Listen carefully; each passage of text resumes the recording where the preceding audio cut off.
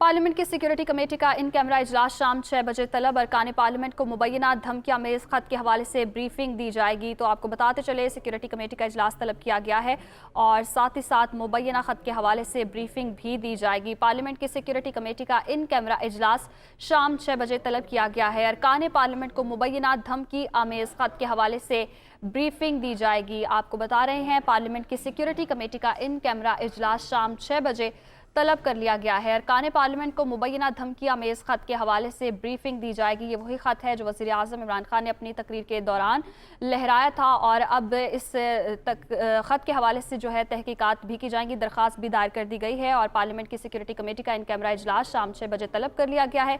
अरकान पार्लियामेंट को मुबैना धमकी आमेज खत के हवाले से ब्रीफिंग भी दी जाएगी और इस खत के हवाले से दरख्वास्त भी दायर कर दी गई है और साथ ही साथ अब पार्लियामेंट की सिक्योरिटी कमेटी का इन कैमरा इजलास शाम 6 बजे भी तलब किया गया है और अरकान पार्लियामेंट को मुबैना धमकियां में इस खत के हवाले से ब्रीफिंग भी दी जाएगी।